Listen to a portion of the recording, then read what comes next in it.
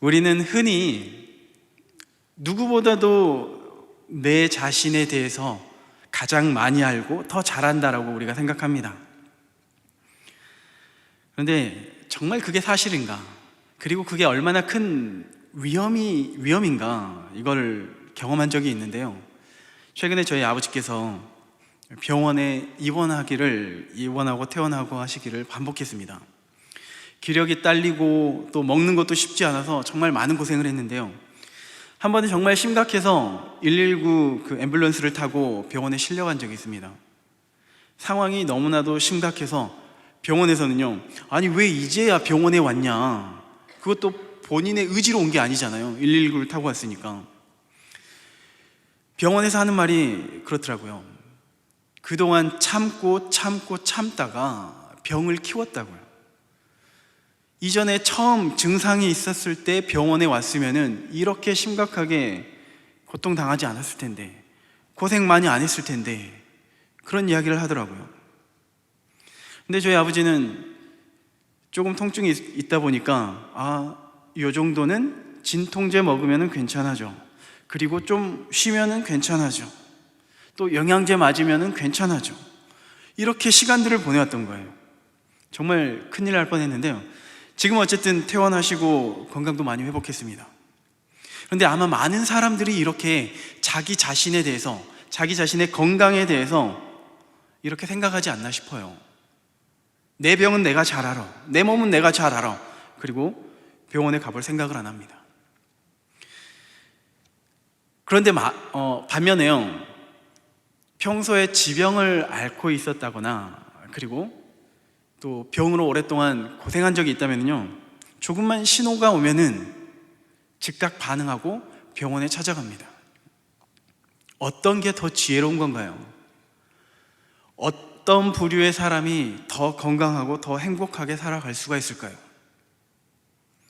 자신의 증상에 대해서 확신하지 않고 조그만 어떤 위험한 요소들이 있고 또 반응이 있으면은 바로 병원에 달려가서 의사에게 진료를 받는 것, 그게 지혜로운 거죠. 그게 건강하게 살 수 있는 비결이 됩니다. 내 자신에 대해서 너무 과신한 나머지 큰 고통에 빠지게 되는데요. 마치 이게 우리의 영적인 질병에서도, 영적인 부분에서도 굉장히 비슷한 것 같아요. 우리는 영적으로 다 죄인이고, 우리는 영적으로 심각한 죄를 범한 상태였기 때문에, 질병을 가지고 있는 사람이었기 때문에 오늘 이 자리에 있습니다. 그리고 예수님을 만나고 예수님을 통하여서 우리가 회복했던 것이죠. 그런데 우리 주변에 있는 그 많은 사람들, 특별히 예수님을 믿지 않는 그 사람들은요, 그들이 얼마나 심각한 질병에 걸려 있는지를 모릅니다. 믿지 않는 사람들에게 만약에 당신은 죄인이에요, 그리고 그 결과 그 심각한 질병에 걸렸기 때문에 지옥에 갑니다, 이렇게 친절하게 우리가 알려드리면은 당장 싸우자는 거야 이렇게 화를 낼 거예요. 미쳤다고 욕할 겁니다.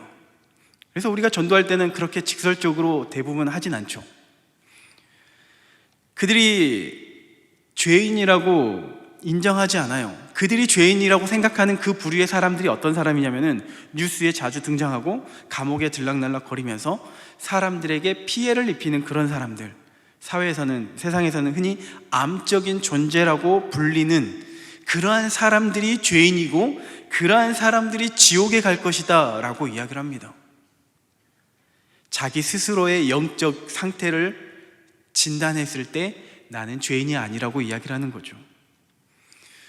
앞서 저희 아버지가 그 참 어려운 그 상황에 빠졌던 것처럼 자기 스스로의 그 영적 상태를 진단하게 되면은 그 사람들은 정말 말할 수 없는 큰 어려움, 그 상황에 빠지게 되는 겁니다. 의사의 정확한 진단이 필요하듯이 우리의 우리의 영혼도 하나님의 진단이 필요한 것입니다. 그런데 전도하면서 정말 그 영혼 한 사람 한 사람이 정말 자신의 영적인 심각한 상태를 알고서 하나님께로 나온다면 정말 얼마나 좋을까, 그런 생각을 해봐요. 전도할 때 전도지를 들고서 예수 믿으세요, 그래야지 천국 갈 수 있어요, 이렇게 복음을 전하면은 아 그래, 내가 예수를 믿어야지 천국 가구나, 이러한 반응이 오면은 정말 전도할 맛이 날 것 같아요. 그런데 대개의 경우에는 전도지를 팽 하고 버려버리죠. 또 우리가 직접적으로 전도지를 전하지 않더라도 태신자를 품고서 1년, 2년 기도합니다. 제가 듣기로는 10년 넘게 기도하셨던 분도 있던 것 같아요. 그런데 그렇게 기도했어도, 그렇게 헌신하고 그렇게 선물을 갖다 바쳤는데도 불구하고 도무지 반응이 없어요. 그러다 보니까 이런 생각이 들죠. 아, 저 사람은 하나님께서 지옥으로 보내기로 작정한 사람이구나, 이러한 생각이 우리의 마음에 있는 거죠. 그리고 이 전도는, 저 사람에게 전도하는 것은 괜히 우리의 에너지만 낭비하는 거구나, 안 하는 게 오히려 지혜로운 것이구나, 이렇게 생각할 때가 있는 거죠. 우리가 전도할 때 특별히 우리의 마음에 새겨야 되는 것이 있다면, 놓치지 말아야 할 사실이 있다면, 그 전도의 결과에 대해서 우리가 너무 연연하지 말아야 합니다. 정말 당장의 열매를 맺어서 그러면은 정말 좋죠. 그런데 그렇지 못하는 경우가 너무나도 많기 때문에 그 결과에 대해서만 생각하게 되면요, 우리는 전도 때문에 시험이 들게 돼요. 교회에서 전도하라고 하면은 자꾸만 소극적으로 빠지게 돼요. 결과에 초점을 맞추기 때문에 그렇습니다. 그리고 자꾸 이런 부정적인 생각들이 머리에 들면서요, 우리가 지금 하고 있는 이 대각성 전도 집회, 이 새생명 축제를 부정적으로 보는 시선들이 생기게 돼요. 그렇게 열심히 준비하고 기도하고 해봤는데 결국 새신자 얼마 없던데요, 이런 이야기를 하는 거죠. 그 결과에 초점을 맞추다 보니까 그렇습니다. 우리는 결과에 초점을 맞추는 것이 아니라요, 하나님께서 전도를 우리에게 명령하신 그 이유에 대해서 알아야 되고, 우리는 자꾸 반복되지만 그리스도의 편지, 그냥 복음을 전할 뿐이죠. 그 복음을 전했을 때, 복음을 듣고서 반응을 보이는 것은 이제 그 사람의 행동에 따라 달라지게 되는 것이죠.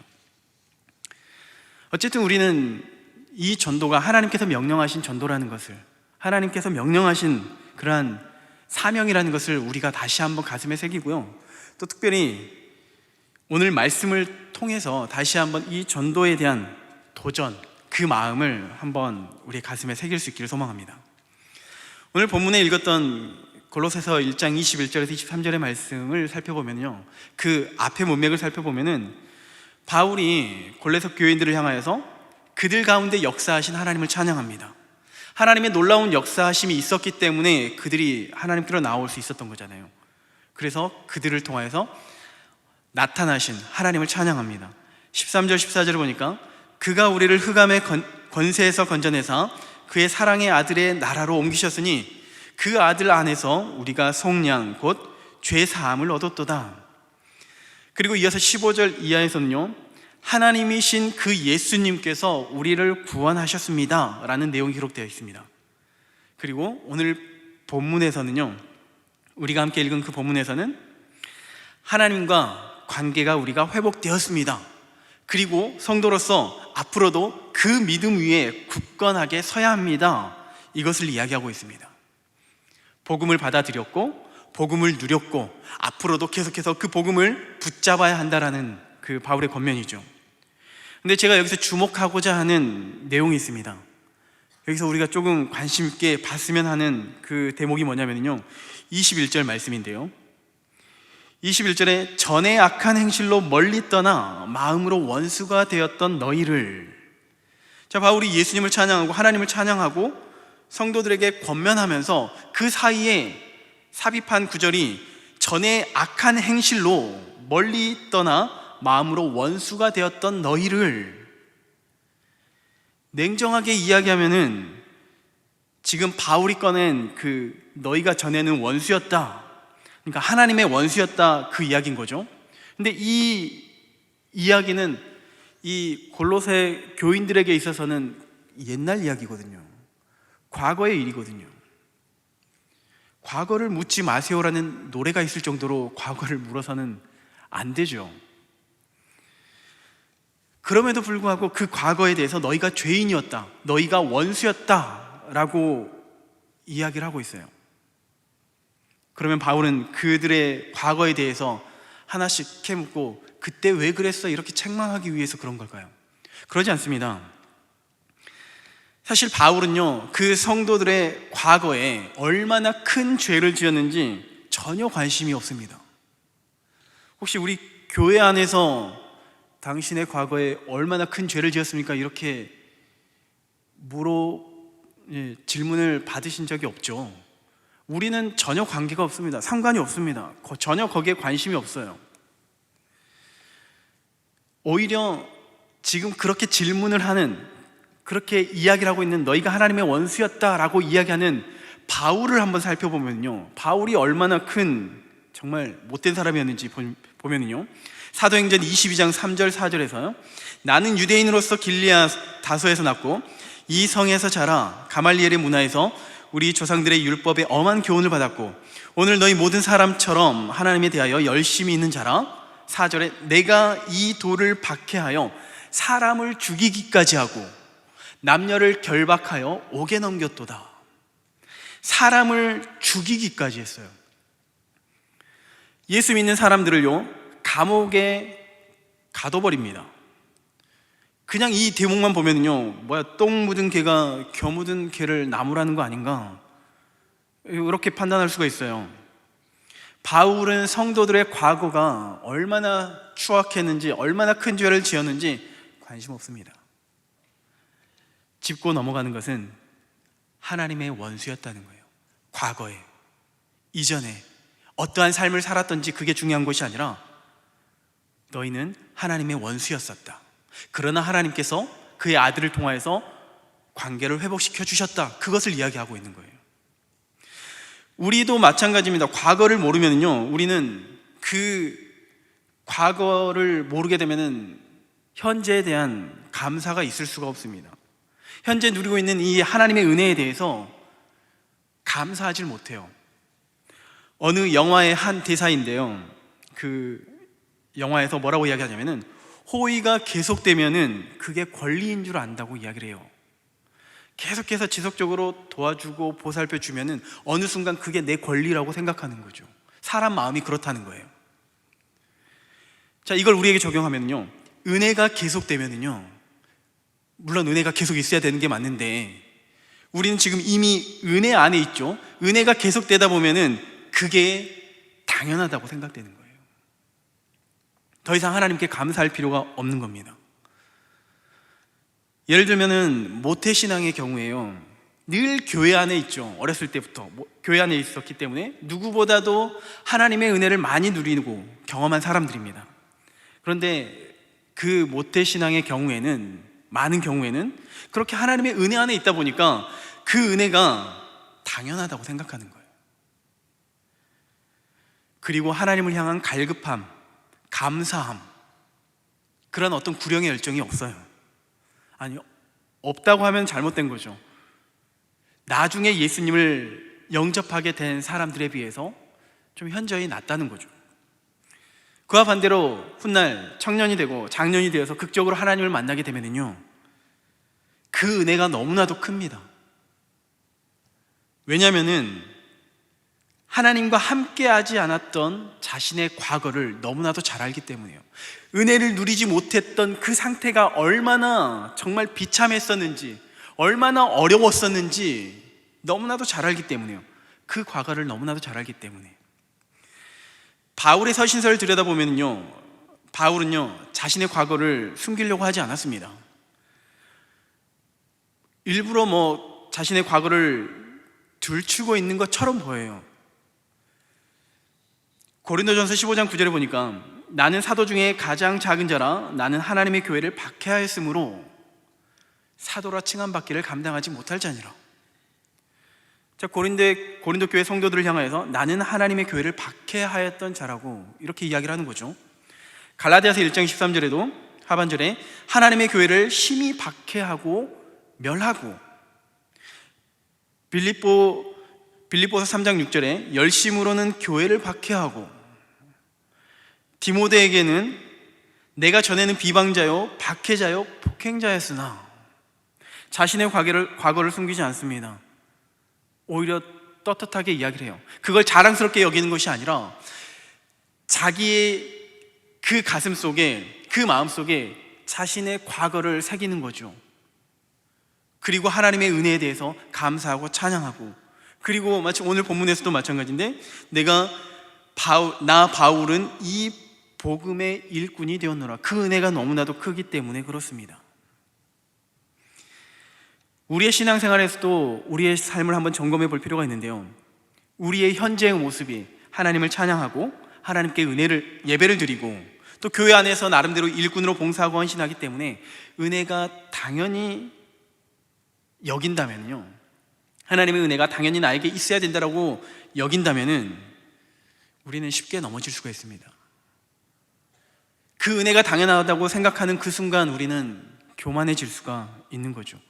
마치 이스라엘 백성들이 그 출애굽시켜 주셨던 그 하나님에 대해서 감사한 마음이 사라져 버립니다. 은혜가 더 이상 은혜로 여기지 않고 당연하다고 여겨지는 그 순간 점점 죄악에 빠져들고, 더 이상 하나님께서 이제 너희들을 심판할 거야 라는 그런 심판의 메시지를 받게 되었을 때, 하나님 왜 우리가 심판당해야 되는데요? 왜 믿지 않는, 오히려 할례받지 않는 저들에게 우리가 괴롭힘을 당해야 되는데요? 오히려 하나님께 대드는 모습인 거예요. 우리는 은혜를 잊지 않기 위해서라도 다시 한번 우리가 하나님의 원수 되었던 그때를 생각해 볼 필요가 있습니다.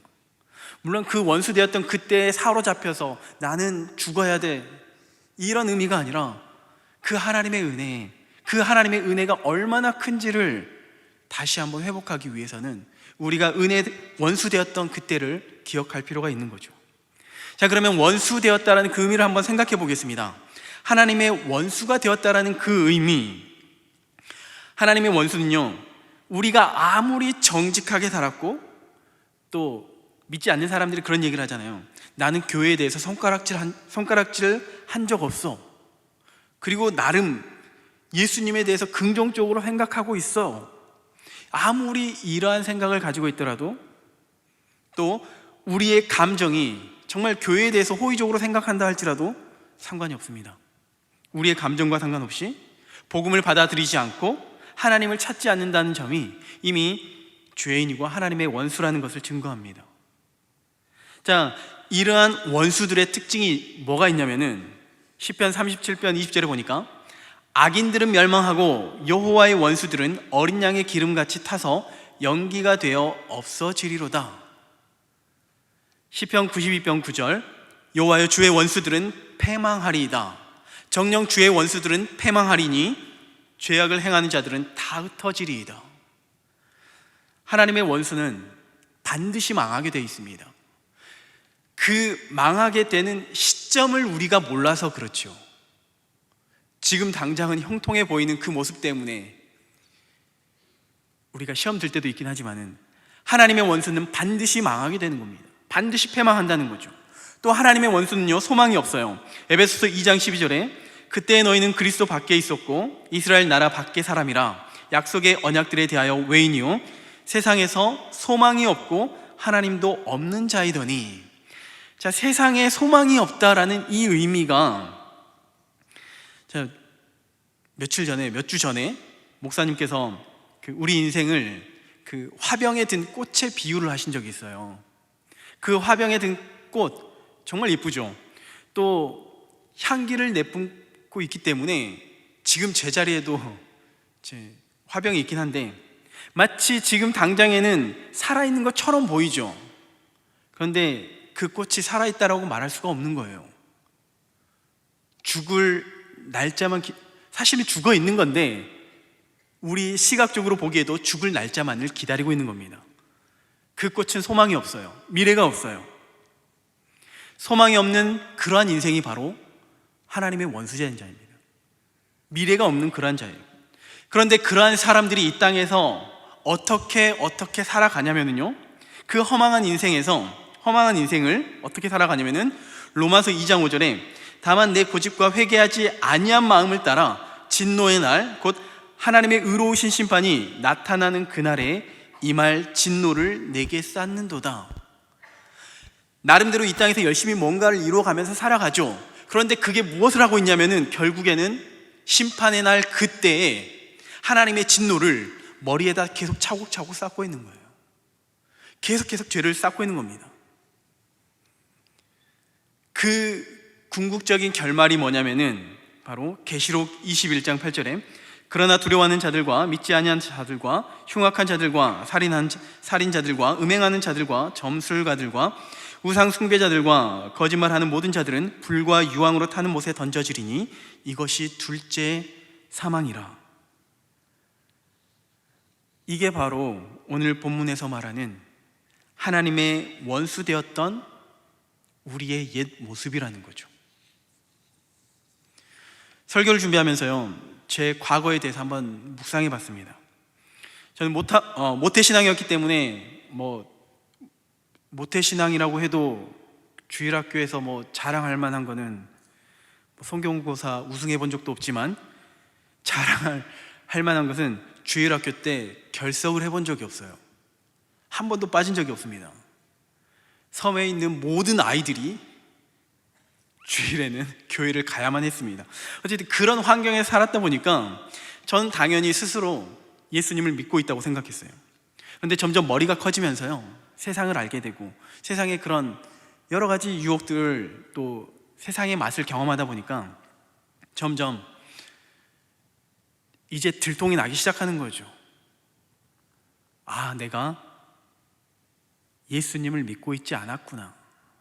그냥 교회만 다녔었지, 교회만 출석했었지, 예수님과 나는, 복음과 나는 전혀 상관없는 삶을 살고 있었구나. 언제 깨달았냐면요, 머리가 커지면서 점점 세상에 대한 불안한 그런 마음이 생기더라고요.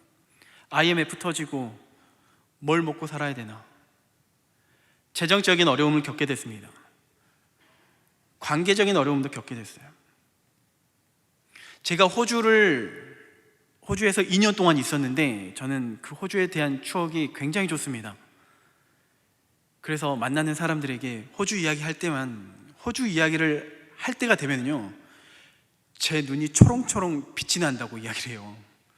제가 호주에 대한 좋은 그런 기억이 있는 이유가 뭐냐면은 그 호주에서 정말 하나님의 말씀을 경험했기 때문이에요.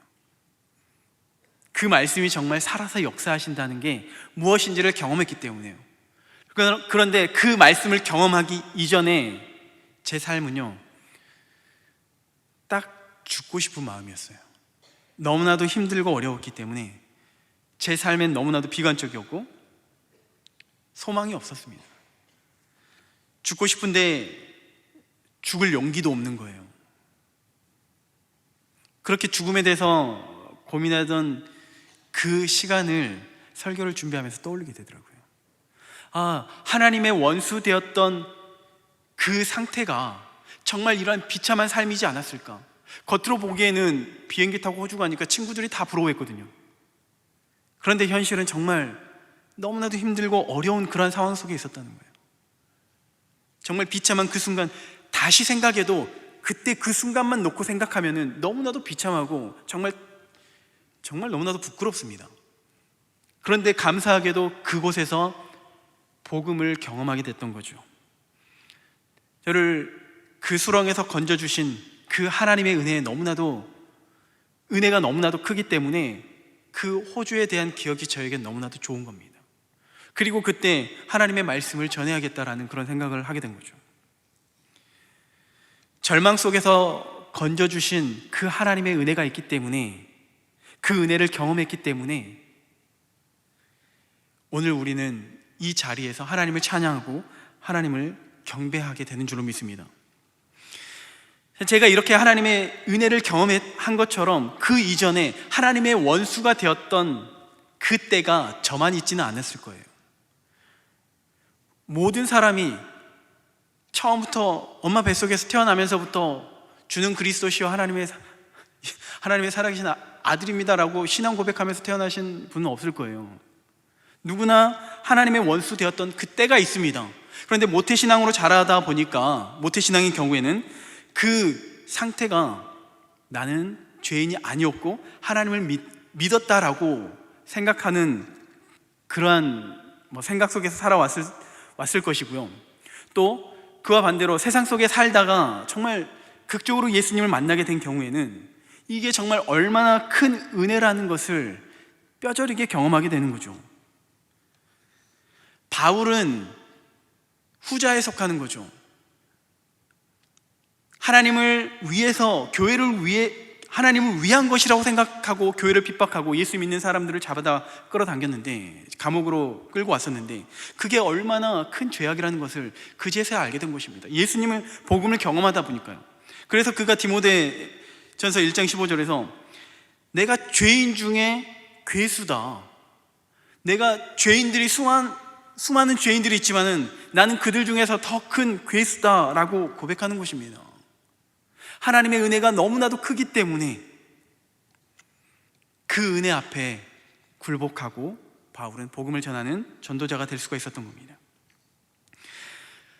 그러한 바울이 성도들을 향하여서 너희가 하나님의 원수였다 라고 그들의 과거를 들추는 이유는요, 바로 그때를 기억하기를 원하는 마음 때문인 거예요.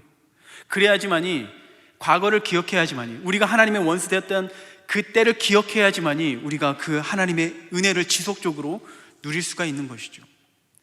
에베소서 2장 11절 12절 말씀에요, 그러므로 생각하라. 너희는 그때 육체로는 이방인이요 손으로 육체에 행한 할례를 받은 무리라 칭하는 자들로부터 할례를 받지 않은 무리라 칭함을 받은 자들이라.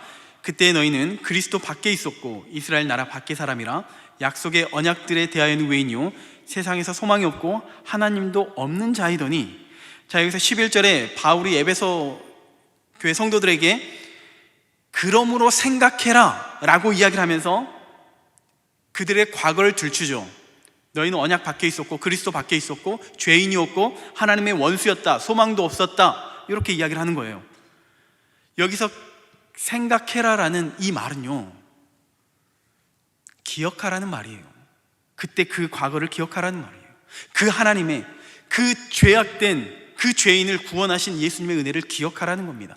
마음에 새기라는 겁니다. 그 하나님의 은혜를 우리의 가슴속에 새길 수 있어야지만이, 우리의 원수되었던 그때를 우리의 마음속에 생각해내야지만이 우리가 하나님의 자녀로서 살아나아갈 수 있는 겁니다. 특별히 이 새생명 축제를 앞두고서 다시 한번 이 말씀을 꺼낸 이유는요, 우리가 전도해야 하는 이유는 정말 너무나도 많습니다. 하나님의 명령이기 때문에 전도를 해야죠. 또 우리가 사랑하는 사람이 지옥 가면 안 되잖아요. 사랑하기 때문에 전도를 해야 됩니다. 또 복음에는 상급이 있어요. 상급이 있기 때문에 전도를 해야 됩니다. 그리고 전도를 통하여서 우리가 하나님의 마음을 더 깊이 알아갈 수 있습니다. 그렇기 때문에 전도를 해야 됩니다. 그리고 여기에 한 가지 더 추가했으면 좋겠습니다. 우리가 하나님의 원수였던 그 사실을, 그 원수됨이 얼마나 심각했는지 이전까지 생각하지 않았다면 얼마나 심각한 결과를 낳게 될 것인지 다시 한번 묵상하고요. 그리고 우리 주변에 있는 그 태신자들이요, 지금 마치 우리처럼 하나님의 원수가 되어서 정말 심각한 그런 위험한 상태에 놓여 있다는 것을 우리가 기억해야 되는 것입니다. 이스라엘 백성들이 애굽의 노예로 살 때 정말 말할 수 없는 고통이 있었죠. 그 고통 중에서 하나님께서는 모세를 통하여서 이스라엘 백성들을 구원하셨습니다. 그리고 그들을 광야로 인도하시고서, 그리고 그 백성들을 향하여서 가나안 땅으로 인도하시죠.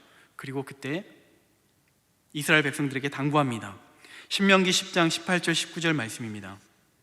고아와 과부를 위하여 정의를 행하시며 나그네를 사랑하여 그에게 떡과 옷을 주시나니 너희는 나그네를 사랑하라. 전에 너희도 애굽 땅에서 나그네 되었음이니라. 아브라함에게 하신 약속이 있어요. 그 약속 때문에라도 이스라엘 백성들을 구원하십니다. 그런데 하나님께서 이스라엘 백성들을 향하여서 너희는 그때를 기억해라. 너희도 애굽에서 나그네 되지 않았느냐? 너희도 애굽에서 정말 고통 중에 있지 않았느냐? 고아와 과부, 나그네들은요, 그 당시에는 정말 사람답게 살아갈 수 없는 그런 연약한 존재였습니다. 그런 불쌍한 존재였어요. 오늘날 그들이 누구냐면은 바로 예수님을 알지 못하고 죽어가고 있는 그 영혼들입니다.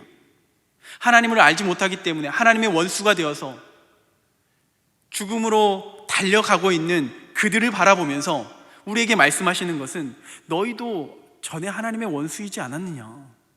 그런데 지금은 하나님의 은혜로, 예수 그리스도의 십자가의 보혈의 은혜로 하나님의 은혜 안에서 안식을 누리고 있으니까 지금 안식을 누리고 있다고 해서 과거를 잊어버리지 말고 너희도 그때를 기억하면서 너희 주위에 있는 그 태신자를 향하여서, 믿지 않는 자를 향하여서 복음의 손길을 내밀어야 하지 않겠느냐, 이것을 당부하고 있습니다. 우리도 전에는 소망이 없었습니다. 그리고 어쩌면 우리도 완악했을 거예요. 하나님의 마음을 많이 아프게 했을 겁니다. 우리가 바로 고아였고 과부였고 나그네였다는 것이죠.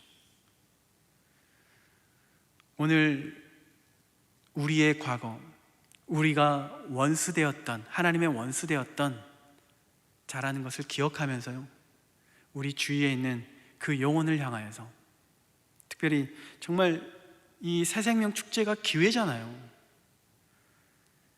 교회 다녀봐라 이런 말 부담스러우니까 초청장 가지고 교회 좋은 공연 있으니까 한번 와봐,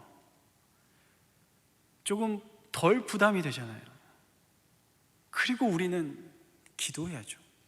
그 영혼을 향하여서 하나님께서 그 영혼을 만져달라고. 하나님께서 반드시 역사할 줄로 믿습니다. 하나님께서 우리 새생명 축제를 기뻐하실 줄로 믿습니다. 그 새생명 축제에요, 우리가 함께, 우리 모두가 함께 동참할 수 있는 우리 모두가 될 수 있기를 간절히 소망합니다.